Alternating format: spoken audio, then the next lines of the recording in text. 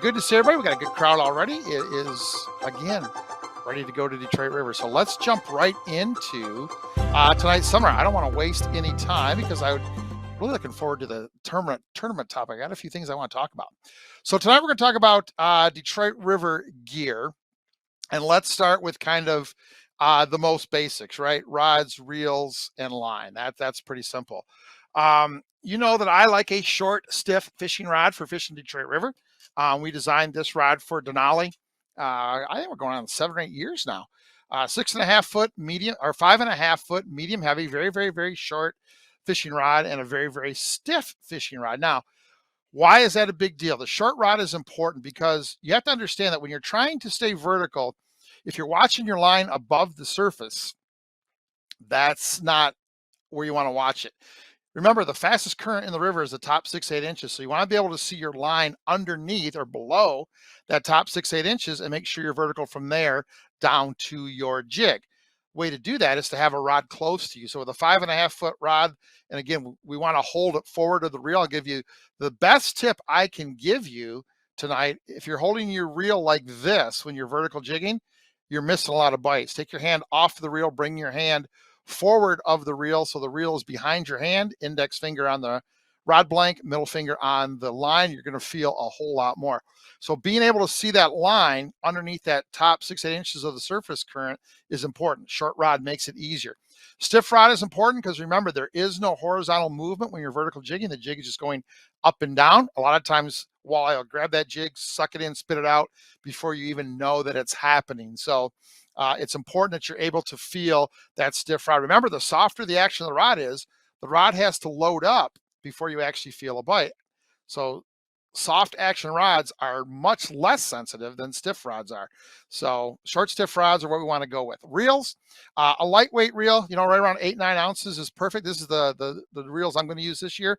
This is the PC Fun Honor XT. Pretty excited about these. Great drag, a lot of adjustment in the drag, pretty solid drag. And the thing that I really liked was it's got a very, very solid anti-reverse. So I'm not afraid to set the hook and the reel's going to spin on me. So pretty excited about these. They hold the right amount of line.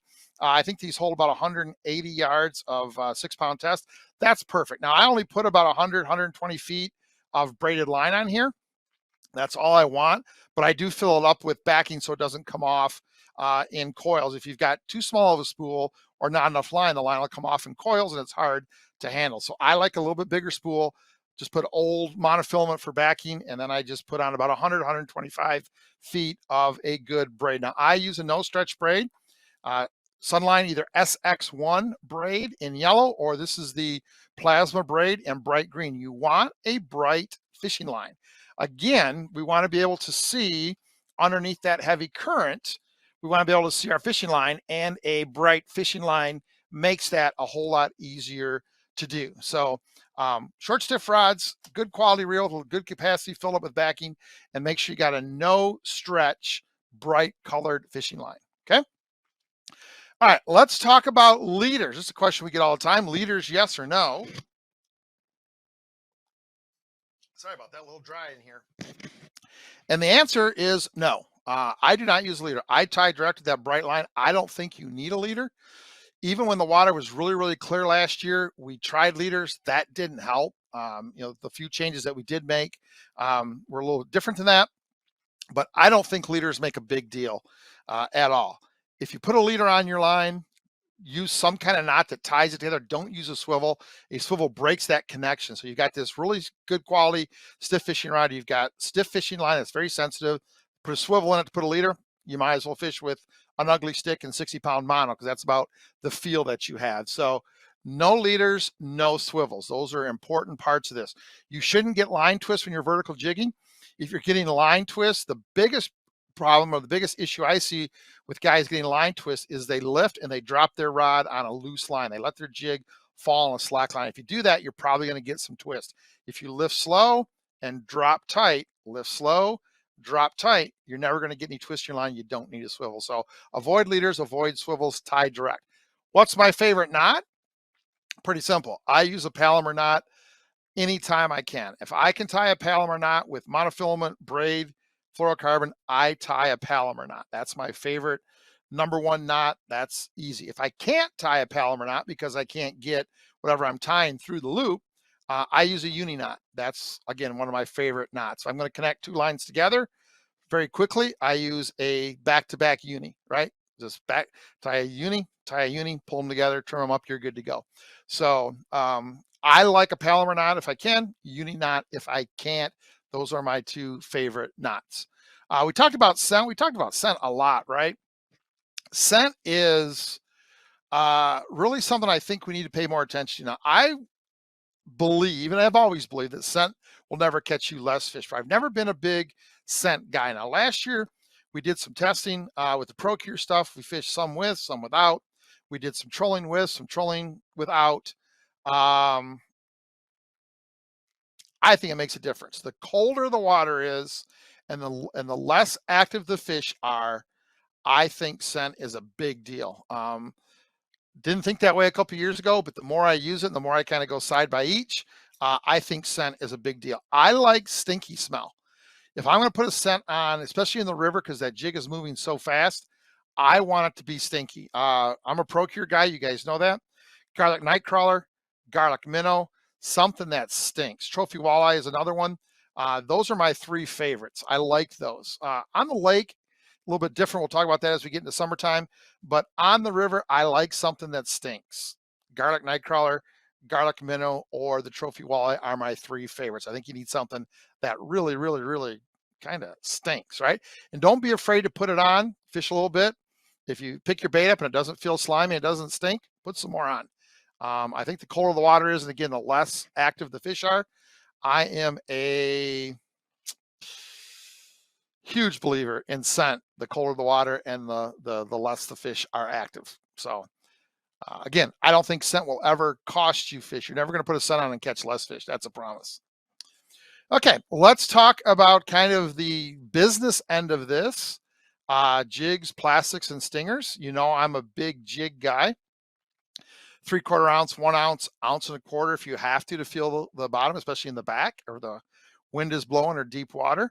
I like a jig that's designed for current. This is our thump jig that we're working on getting available again to the public, but that's my favorite jig. If you have some of those, use those. Our good friend Roy Miller at Fat Boy Jigs makes a great jig. The guys at Lure Lipstick with that current cutter jig.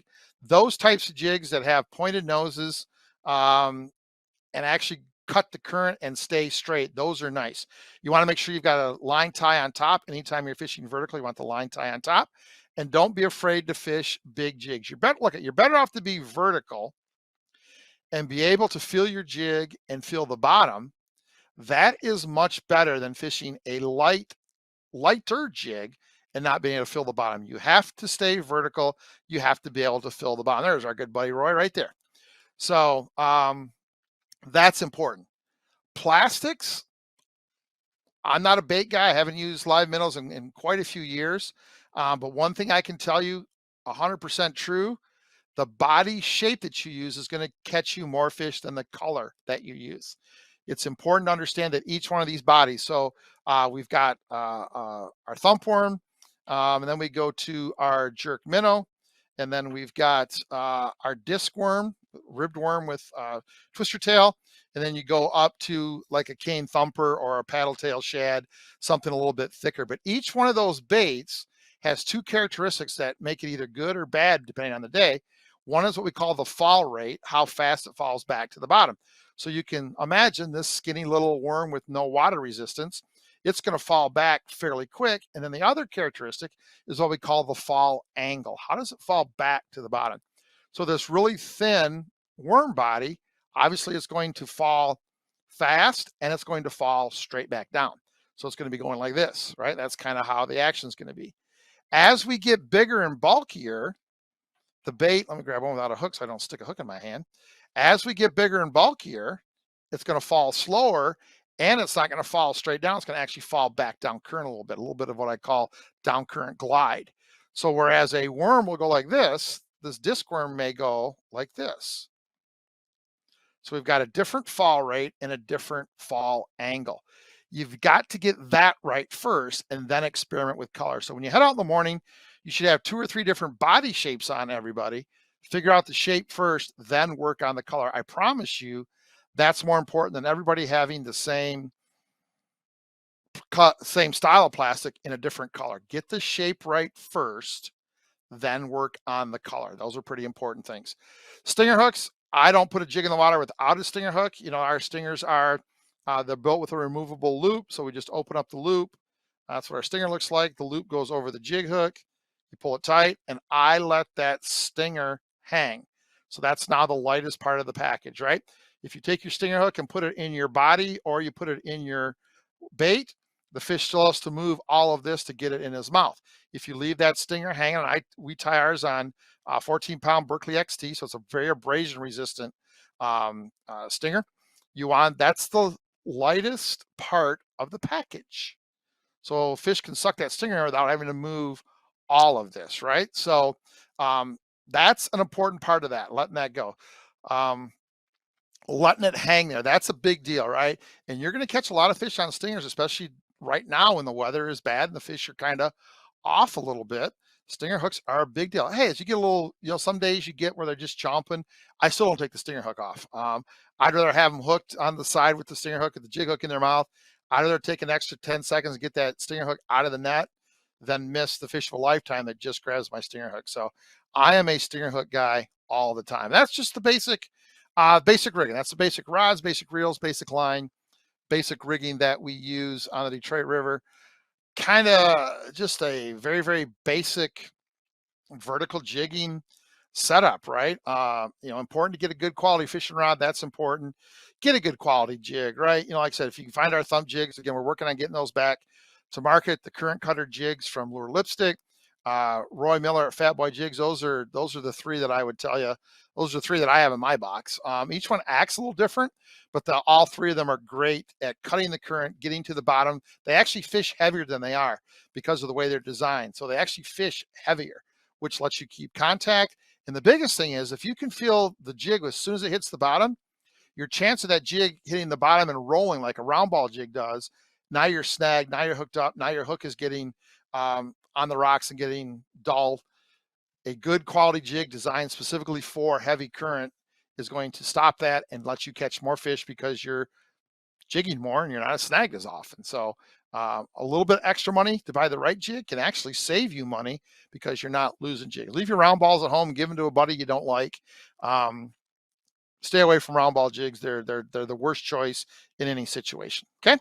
All right. Any questions? Who's got any questions about rigging for the Detroit River? Let's take a few questions here. A lot of stuff there. Anybody got any questions? John says, sure wish the river was 10 degrees warmer. It's going to get warm, John. Don't worry about it. Don't push the season. Don't get too excited. Mark Van Warmer, I'm sure, is heading down to Detroit to fish the Michigan Walleye Tour coming up this weekend. We'll talk about that in just a little bit. Any questions on the rigging, guys? Anybody got anything they want to add? Any comments? Anything you do a little bit different than I do? I know, we talk a lot. How do you get unsnagged? That's a good question, Corey. So there's basically two parts to getting unsnagged. The first one is recognizing that you're snagged right away. Now, one thing I can tell you is, I don't care if you catch a 6-foot sturgeon. When you're vertical jigging and you set the hook, right, what's going to happen is a fish is always, first pull is always going to be down. It's never going to go upstream. So remember, you're going downstream at the speed of the current. Once your jig is stuck, you're going to start to have line go out. Everybody thinks, oh, I got a big fish, he's taking drag.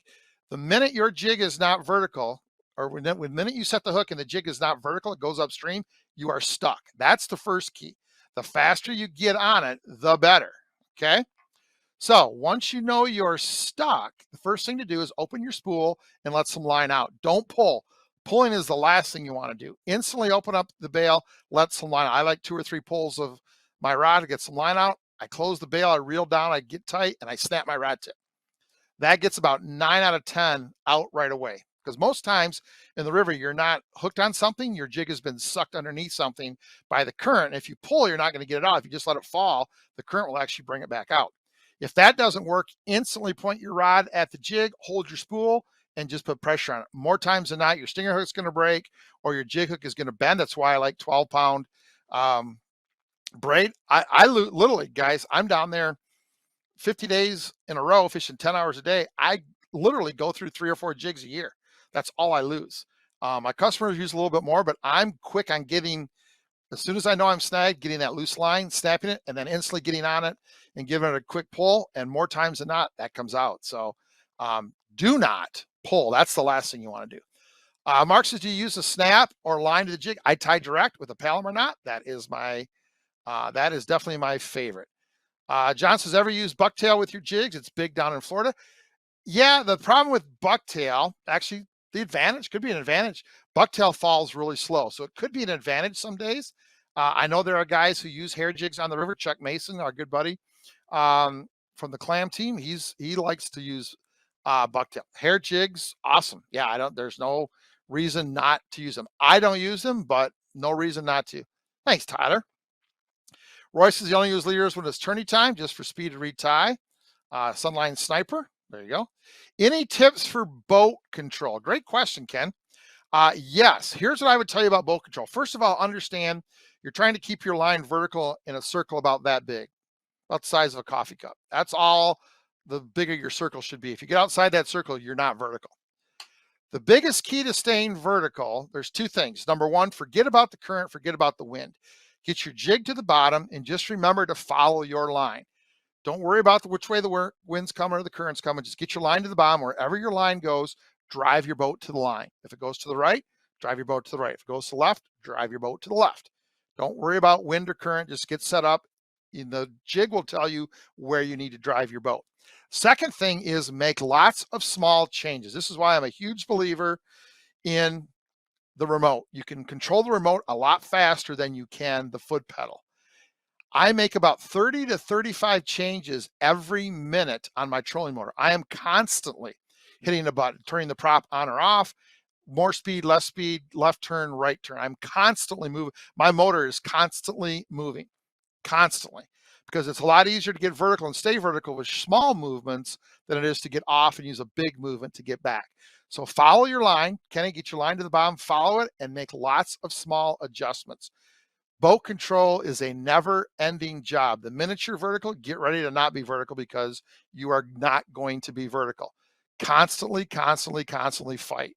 Okay, that's the biggest tips I can give you. Chet says, what time do the eels become food? Eels kind of show up in the middle of the river, basically right there around Wyandotte. They usually show up that last part of April, 50, 51 continuous surface temperature, not 50 degrees at 2 o'clock in the afternoon and it goes back to 44 in the morning. 50 degrees in the morning, 50, 51 in the morning, that's a pretty good signal. It's usually late April, early May.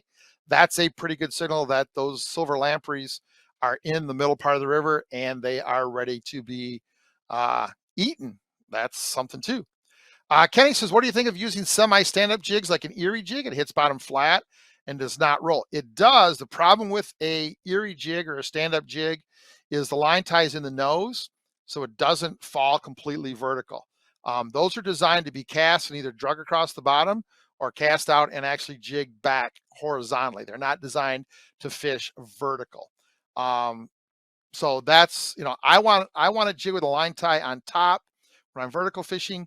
I want a jig with a line tie on the nose when I'm casting or casting and retrieving or casting and let my jig move down. So great idea for casting, but not the best for vertical.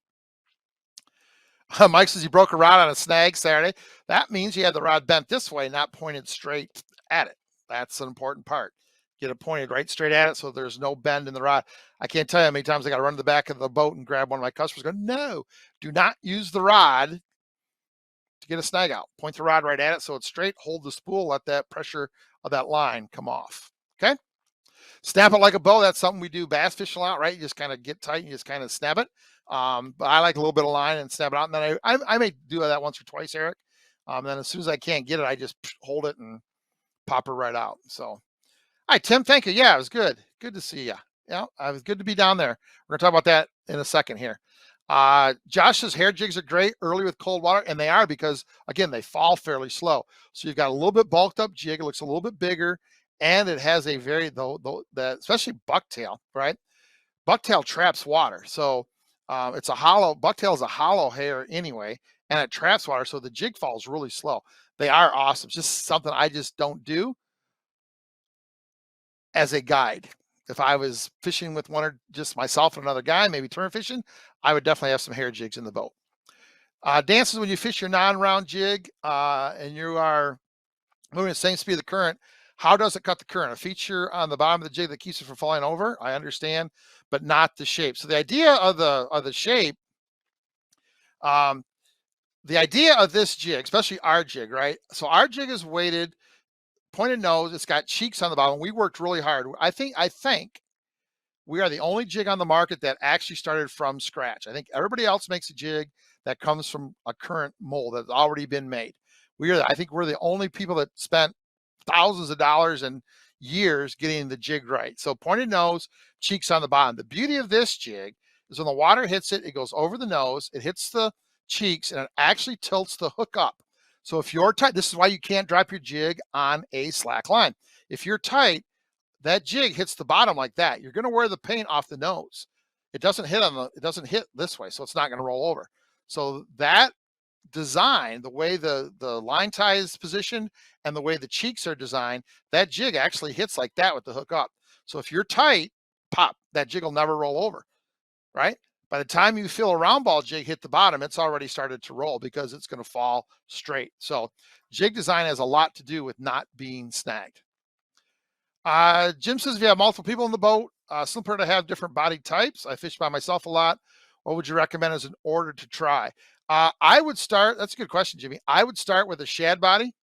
Number one, I would go to the disc worm twice. My least, look at, if you said, Lance, there's a body shape you can't fish anymore, I'd never fish a worm again. Worms are probably the least effective body shape that we fish, especially for big fish. You do not catch a lot of big fish on a worm. They fall way too fast. Aggressive fish, lots of males. If you're fishing really quick, you want to just cover some flats. Worms are great.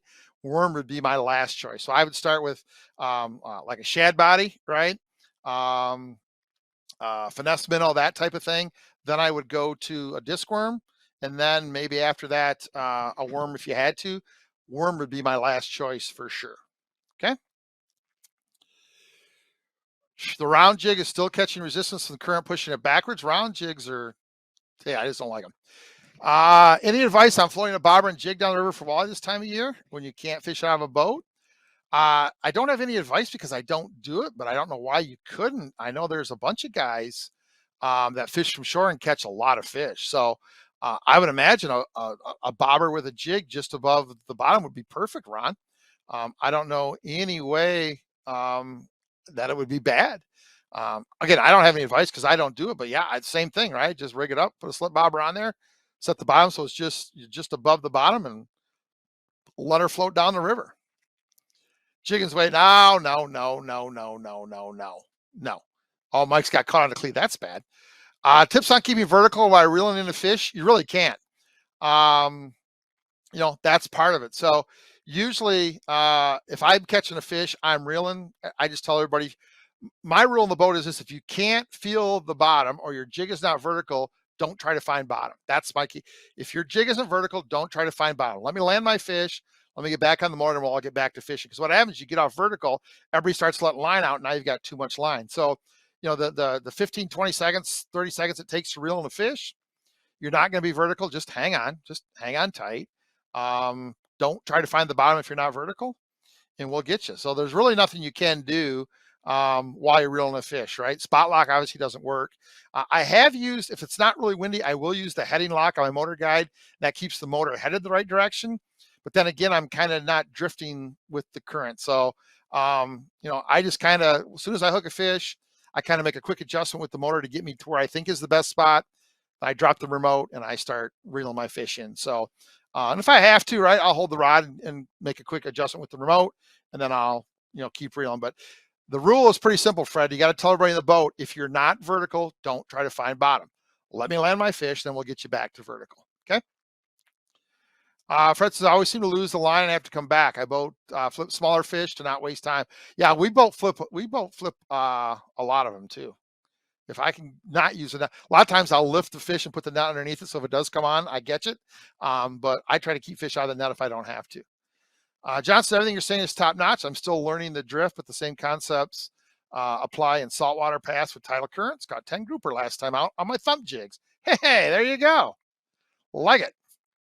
Roy says DipNet sells a ton of casting jigs for sure, and that would be the place to go. I can't remember who asked me about. I think Ron asked me about fishing with about. If you want to catch fish offshore, the guys at DipNet are going to get you dialed in for sure. Absolutely. So they're going to give you some good stuff. Okay. All right. That's about a half hour. Let's kind of call it right there. Let's wrap up our educational part tonight. Again, if you got any questions, you can get us through the Facebook page. You can send us a email at teachinfishing@gmail.com. I saw somebody earlier ask a question about crankbaits. Not the focus tonight, but please send us an email, teachinfishing@gmail.com, with your crankbait question. I'd be more than happy to answer you in a day or two. I saw you needed a nice list to start. I'd be more than happy to explain to you the different kind of baits you need and why you need them. So shoot us an email, teachinfishing@gmail.com, and we will get you dialed in. All right, guys, let's. We're going to be back talking about tournament fishing. Let's take a quick little break so I can grab some water, and we'll be right back to talk about tournament fishing. Just the facts.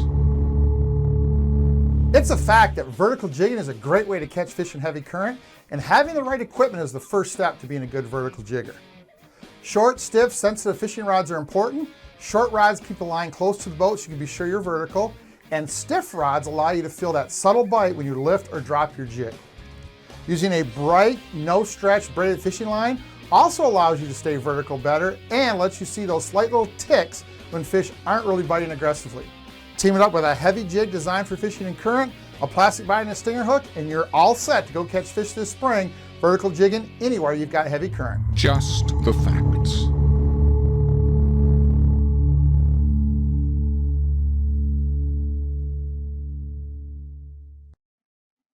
Okay, nice little wrap up there of what we did. That was kind of our intro video. You'll see that every usually on, I think on the weekend we publish that, so you can kind of see what's coming up for Monday. Cool. All right, let's talk about tournaments. I want to talk about the National Walleye Tour was in town this past weekend. I got a chance to go down and see some of my buddies.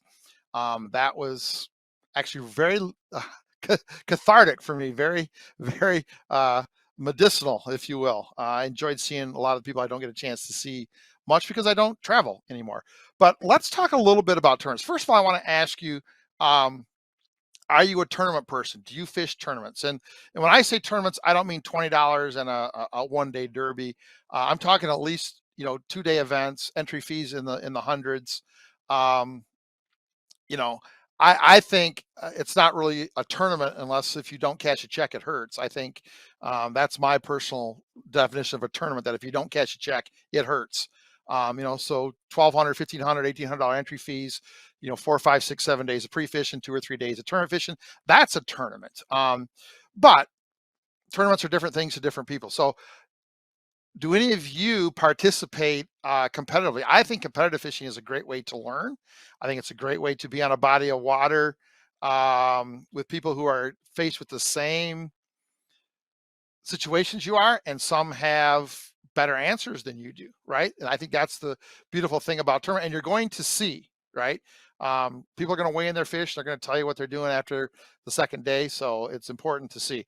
I know Chet does. Chet loves it. Roy says he's thinking about it, going to try to move up. Hunter, I know Hunter does. I know Emmett fishes tournaments. Tim, obviously I saw him this weekend. It is definitely expensive. John says no more interest in tournaments. Corey says he would if he had the money. Mike Wagner loves it. I know Mike Wagner loves it. Mike had a great, tough first day and a great rebound second day. Proud of a lot of our guys, right? Mike Wagner bounced back. Matt Kersimer bounced back pretty good. Ali had an okay tournament. Boy, those poor guys, they just got beat up this weekend. Chris Cody fished his first one this weekend. Craig Nagy says, been there, done that. And we got the hats and shirts to prove it, don't we, Craigie? So I'm just curious if you guys did it. Jay says he loves it. John says he did hundreds of them, but will never do it again. I can see a time when I can get back into it. I can see not this year, but next year. I can see finding what I'd like to do is find a weeknight bass circuit in the summertime and actually fish, those 3 hour weeknight bass uh, circuits. I enjoyed that. I really did enjoy that. Jeremy says he loves competitive fishing, takes you out of your comfort zones. It does. It takes you to places if you do it at a level. It takes you to a place that maybe you haven't fished. Jason's fishing the Michigan Walleye Tour this weekend. I think look, it was a huge part of my. I was bad at. I was not a good tournament fisherman, unfortunately. I wanted to be, but man, the things that I learned, especially my half dozen years fishing the professional walleye trail, traveling all around the country, fishing different bodies of water, fishing different techniques. I have to learn whole new things, right? Boy, oh boy, I learned so much tournament fishing. So I do think if you've watched our evolution of an angler, there is a point where competitive fishing becomes your next step if you really want to get good, because it does take you out of your comfort zone. It does make you fish conditions. Look at who would have went out last week and fished. Well, the guys fish tournament had to.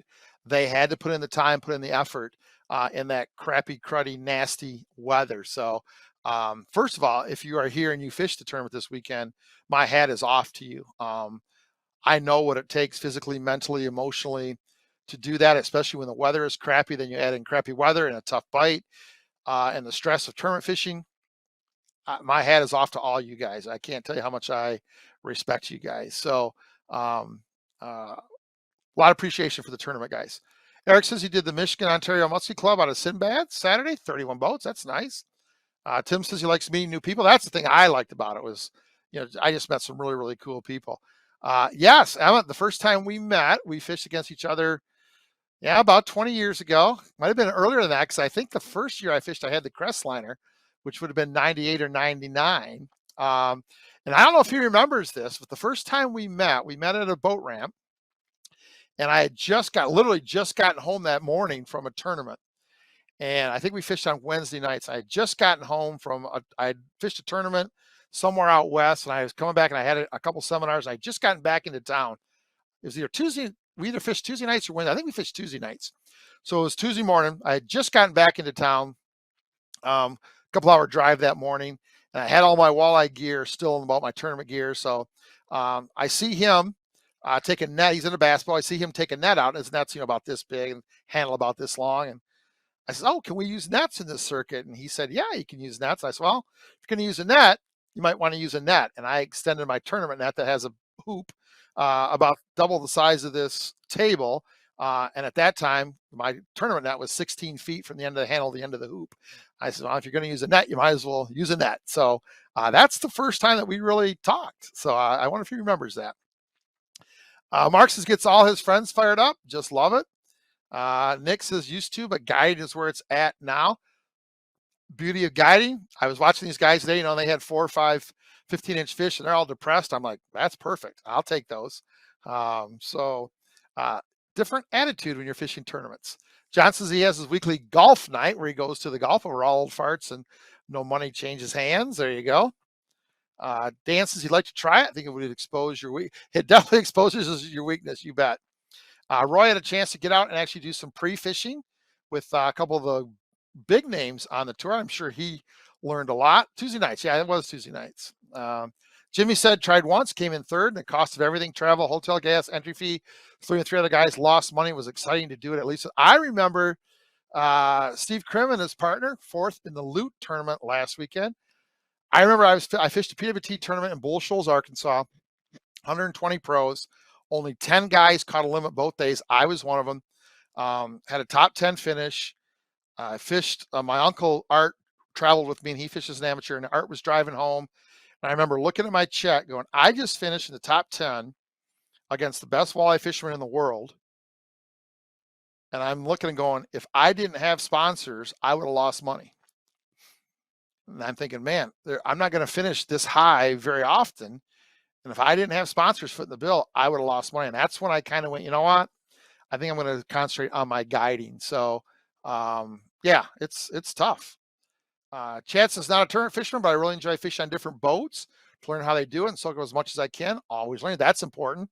One of the things I like here at Teaching Fishing, especially the Anglers Club, is guys working with other people. I saw a couple of guys going fishing the other day. I like that. Jay's going to be doing the Michigan Walleye Tour this weekend. Hope the bite's better. It should be. Looks like we're going to get a little bit of warm up towards the end of the week. That looks pretty good. Dennis Dolan, MWT Houghton Lake. I'm in. I like fishing Houghton Lake. I think I told you guys we were talking about Houghton Lake earlier. I've won more money on Houghton Lake than I think everywhere else combined.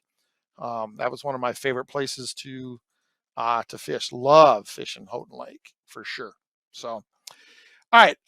So let me kind of wrap it up with this. Did you guys watch this weekend? Did you pay attention to the weigh-in down in Detroit? Did you learn anything? What kind of stuck out for you? Mark C. Fish, PWT as a co, made it to the final of Mississippi River. Congratulations. That PWT was fun. I enjoyed that with the amateurs, and that was a really, really fun time of my life. I really, really, really enjoyed fishing that. But did you guys watch? Did you guys watch the live weigh-in? Did you kind of see that the guys were struggling? Did you kind of, hear, how they won, right? First place was Handlinen. Paul George made a great comment about big bait, something we've talked about here at Teaching Fishing for 25 years, right? The colder the water, the bigger your bait should be, right? He's pulling 13s. He said 11s, 13s, and occasionally a Rapala 18. He was actually handlining with. So I thought that was pretty cool. These fish are lethargic. The water's not very warm. They want a meal and they want one shot at it. They don't want to chase a bunch of small minnows. They want one shot. So, bigger baits was where it was at, and it paid off for him. Lori says Doc Harper has a new walleye tournament this year. I think I saw a 3 walleye circuit. Michigan Walleye Tour has their 4 tournament circuit. So pretty cool. Bruce says, you fishing Canadian walleye this year? Yes, I am. Ron says, did one a long time ago on Lake Pepin in the Mississippi River, one of my favorite places to fish.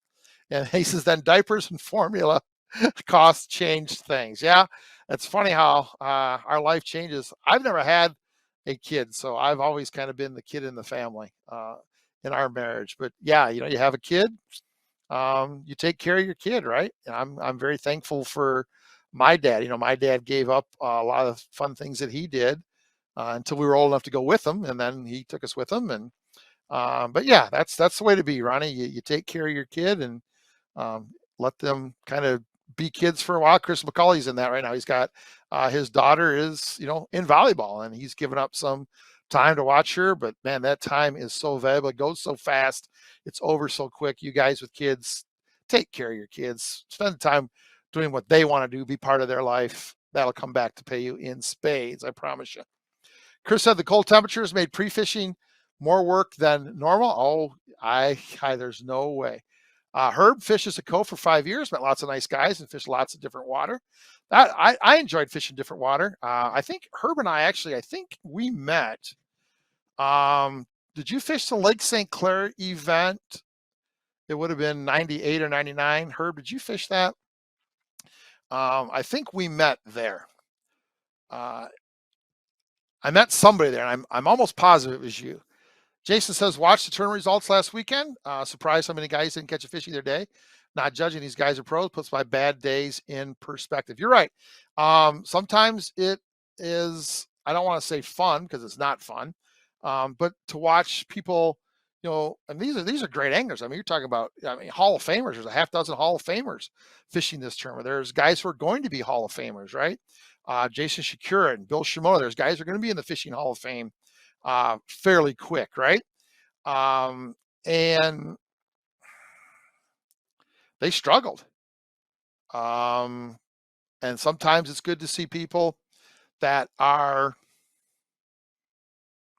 pros struggle, because it kind of, again, it does put your day in perspective when you have a tough day, right? It happens, right? I was talking with Ali today on the phone. I said, we were talking, and he says, I said, my feeling is if you don't get skunked or you don't have a bad fishing day, you're either not fishing enough or you're only going to the right place at the exact right time. You're not fishing enough different bodies of water. You're not fishing enough different times a year, or you're not fishing enough. Because if you do it enough, you're going to have bad days. That just is what it is. So, all right, Herb. So I think we met. I got in a van. I think I got in a van to get some free candy. I can't remember who was driving. But we got in a van, like 4 or 5 of us amateurs went to dinner with a couple pros. Were you in that van? Because I think that's where I met you. Um, Chris says he noticed that there's a national level volleyball tournament in Florida. Oh, man. Forrest says it's like watching pro golfers miss a cut. Yeah, or a or an 8-inch putt, right? So yeah, it's just it kind of brings everything into perspective. So anyway, I would encourage you. Kevin says handlining is an art that takes time to acquire. Yeah, I pick on handliners a little bit here, same way I pick on bass fishermen. All in fun, all tongue in cheek for sure. I have a lot of respect for handliners. I had a couple good buddies who are great, and it's funny to watch the guys who are good at it and watch the guys who just kind of put handline reels on their boat because they think they're going to need it. Handline, I've done it twice. Handline with 2 of the best guys on the water, Keith Critch, God rest his soul, from Lake St. Clair Walleye Association, took me out the first time, and I spent a couple hours with my good friend Paul Doty, 2 of the best at it. And man, the art and the finesse they have in controlling the boat and keeping that lure right where they want to keep it and keeping the speed exactly right, and working on the half foot on their leads to get their leads perfect. Man, there's an art to it. I have a lot of respect for people who are good at it. Kurt says tournaments can be the highest of highs and the lowest of lows. You bet. That's 100% true. Keith says if you haven't been skunked or done bad in a tournament, you haven't fished enough tournaments. You betcha. Always got to learn something, whether it's a good thing or a bad thing. Tournaments are a learning experience. Again, you're in a pool with a bunch of people with the same conditions. Some guys figure it out, some don't. Pay attention to the guys who do. Roy says, I think a lot of the guys had a hard time picking up handline. You can't learn from YouTube. No, you don't. You got to be out there to do it. Cody says, do you think it was the water temperature or the water clarity that gave people a tough time? I think it was the water temperature. Water temperature dropped a little bit. Barometric pressure dropped a little bit. The fish are kind of in that early pre-spawn, mid pre-spawn, kind of in that phase where they're really grumpy anyway. And then you add in cold temperatures, you add in a little bit of dirty water, you add in unstable weather, you add in snow, you add in below freezing at night. A lot of factors kind of contributed to just a tough bite. So just one of those things. So, okay. All right, let's wrap that up tonight. Appreciate you guys joining us. That was a fun little conversation. I enjoyed tournament fishing. I would encourage you, if there's a tournament around where you fish, to watch it and pay attention to what's happening, because you might learn something. Kevin says he makes charts with note comparisons of all the handliners to find common. That's right. So you get a bunch of notes from 5 or 6 guys. There's a couple things that they all do the same. Those are the key factors that you need to concentrate on and get right. All right, let's call it a night. I hope you guys have a great week. I'll be heading down to Detroit Thursday morning. We'll get started on Friday. Pretty excited about that. So stay tuned. We'll give you a fishing report. It'll probably be recorded because I'm still in Facebook jail. I can't go live. So we will probably go recorded fishing report, and it'll be on the Lance Valentine Sport Fishing Facebook page and then shared probably over to here. So anyway, all right, guys, don't forget Teaching Fishing Anglers Club. Great topic this month. We are talking about Detroit River tactics. We're going to talk about vertical jigging. We're going to talk about casting jigs, casting glide baits. We're going to talk about trolling, something that's overlooked. And I'm going to give just a little general overview of handlines. We're going to talk about the 5 techniques that I think you need to be successful in rivers, no matter where you fish rivers in the walleye world. So that's the Teaching Fishing Anglers Club. You can go to teachingfishing.com, click on the Anglers Club, click on join. Remember, because everything is recorded and everything is archived, if you join today, you have access to everything we've done this year. So it's not like you start in April and you miss the first 3 months. You can go back and watch everything. Remember, every month we have exclusive content for you guys and a live question and answer on a topic we don't cover here. If you've got a question, I saw a few questions tonight that were kind of off topic. Please send them to teachingfishing@gmail.com. Myself or one of our staff will be more than happy to get back with you. We want to make sure you get the right answers. Check out our website, teachingfishing.com. Click on the public lounge. There's lots of good videos there that may answer some of your questions. A lot of blogs, a lot of articles. We read, I think, 7 or 8 pages of articles, about 40, 50 articles on there that we've written that could answer some of your questions. So check those out. All right, prediction before I go. Chad says, Kansas or North Carolina? My gut says Kansas, but my heart says North Carolina's on a roll, and I think beating Duke was the springboard they're going to need to win. So I'm going to take North Carolina by 4 points tonight. All right, guys, we'll see you back here next week for Coffee Hour Plus. I'll be down in Detroit. We're going to try to get all of that worked out, get the bugs all worked out. But we'll see you guys next Monday, Coffee Hour Plus. Thank you for the guys behind the scene. Emmett, thank you for the great work tonight. Thank you, folks, for joining us. Check us out at teachingfishing.com. We'll see you next Monday night back here for Coffee Hour Plus. See you guys later.